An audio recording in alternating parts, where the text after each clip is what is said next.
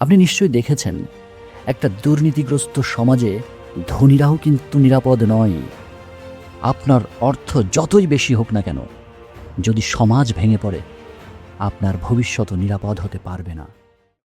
5 litre পেট্রোলের জন্য আপনি যখন 6-7 ঘন্টা প্রখর রোদে লাইনে দাঁড়িয়ে থাকেন, তখন আপনার মনে নিশ্চয়ই প্রশ্ন জাগে, কেন এই সংকট, আর কেন এই হাহাকার?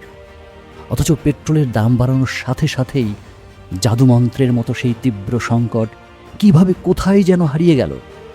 আচ্ছা, আপনার কষ্ট, আপনার সময়, আপনার জীবন আর আপনার শ্রমের ঘাম কি এদেশে এতটাই সস্তা? রাস্তার চারপাশে যত উন্নয়ন, যে সুন্দর সুন্দর শহর আর কারখানা, যে বিলাসবহুল কর্পোরেট অফিস, তার প্রতিটি ইঞ্চিতে জমে আছে শ্রমিকের ঘাম, প্রতিটি ভাতের দানার সাথে মিশে আছে কৃষকের জমাট পরিশ্রম। অথচ আপনার শিশুর খাবারে বিষাক্ত কেমিক্যাল মেশানো হচ্ছে এখনও। আপনার বৃদ্ধ মায়ের জীবন বাঁচাতে অনেক খুঁজে খুঁজে যে ওষুধটি কিনে এনেছেন, সেটার মধ্যে ওষুধের বদলে পানি ভরে দিয়েছে ওরা। বাজারে খাদ্যদ্রব্যের মূল্য আকাশচুম্বী, অথচ কৃষক সর্বহারা। সুপারিশ নেই তো চাকরি পাবে না আপনার সন্তান। বকশিস, কমিশন, স্পিড মানি, গিফট আর কত নানা মুখরোচক নাম। ওই একই জিনিস, দুর্নীতি আর নির্লজ্জতার ব্যবসা। আর এখন আমিও আপনাকে নির্লজ্জভাবে প্রশ্ন করছি, ভাই কেমন আছেন আপনি? তো সেই লজ্জা নিয়েই বলছি, গোটা রাষ্ট্র ব্যবস্থার মাঝে যে ক্যান্সার, তার চিকিৎসা মাত্র একটা।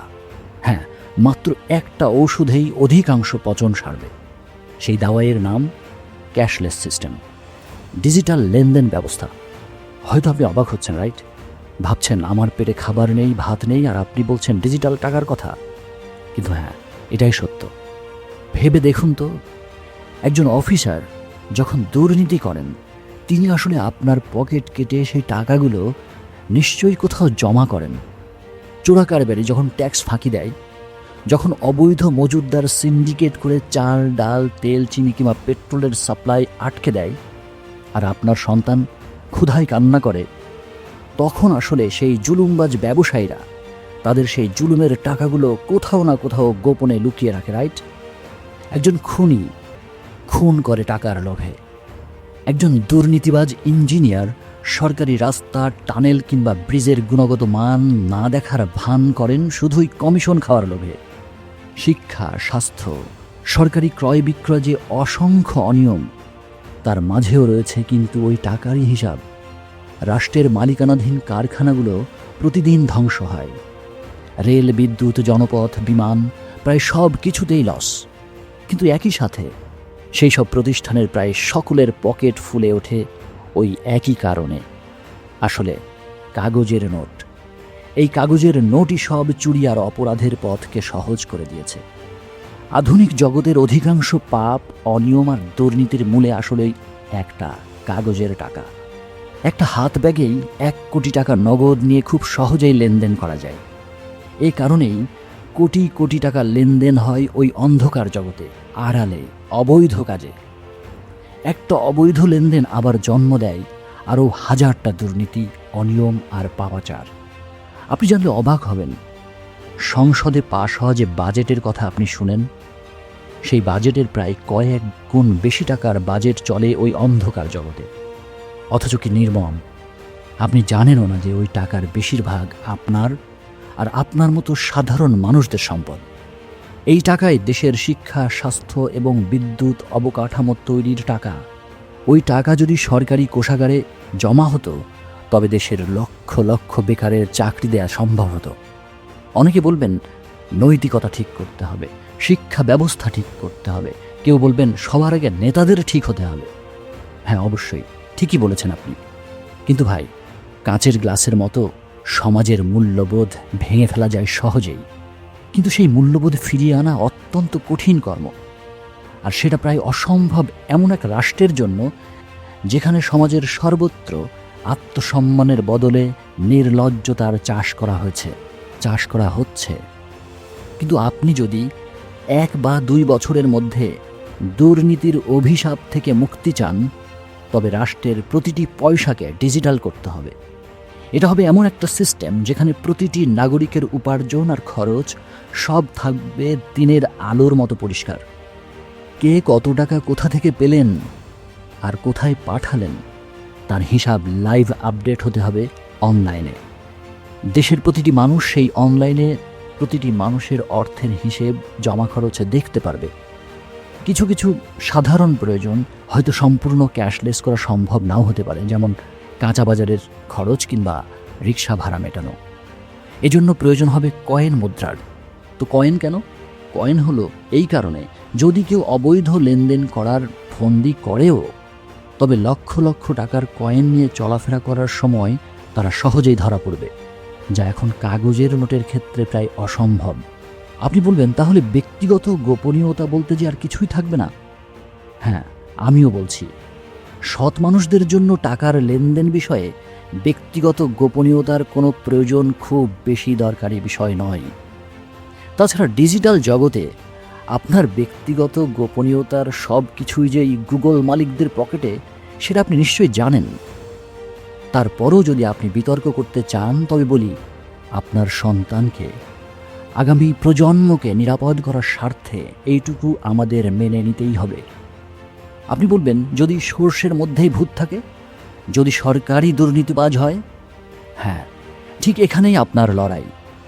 সরকারের কাছে আপনার একমাত্র যে দাবি, সেটা হতে হবে এটাই: আপনার যত টক শো, আপনার যত বিজ্ঞাপন, আপনার যত ফেসবুক পোস্ট, সব কিছুতেই তুলে ধরুন এই দাবি। আপনাকে অবশ্যই এমন একটা দাবি প্রতিষ্ঠা করতে হবে যেন সরকার আপনার দাবি মেনে নিতে এগিয়ে আসে, যেন রাজনীতির মূল এজেন্ডা হয় এটাই।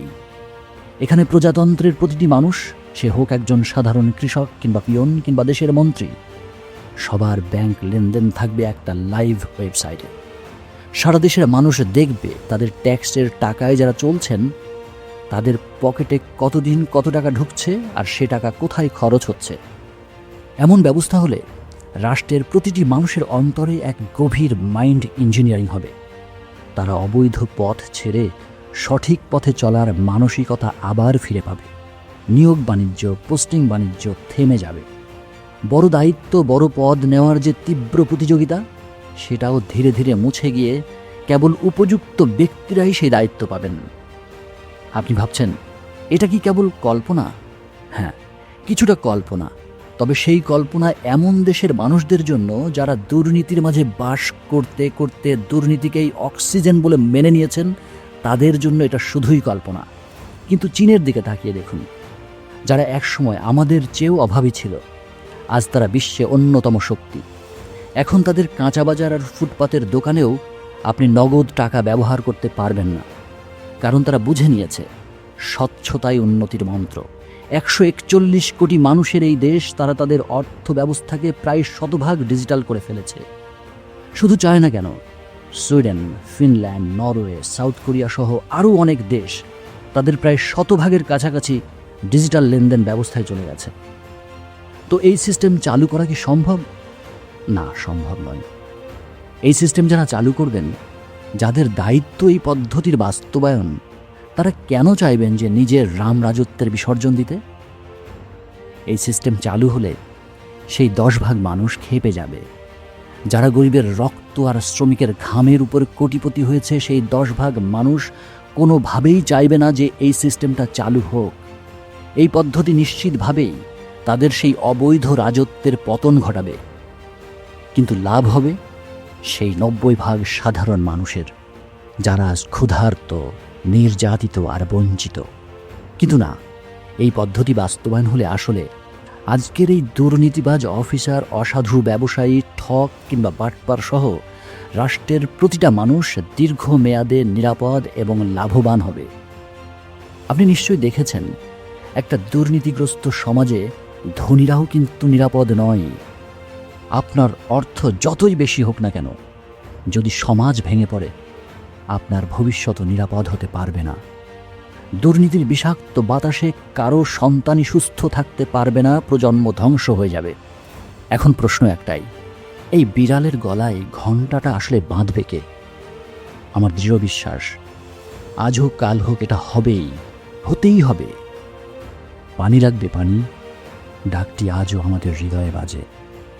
তৃষার্ত মানুষের জন্য পানির সেই আরতি যেন আমাদের হৃদয়ে আত্মসম্মান বোধের তৃষ্ণায় পরিণত হয়, যে আত্মসম্মান মানে হল স্বচ্ছতার তৃষ্ণা, ন্যায়ের তৃষ্ণা, একটা দুর্নীতিমুক্ত স্বাধীন দেশের তৃষ্ণা।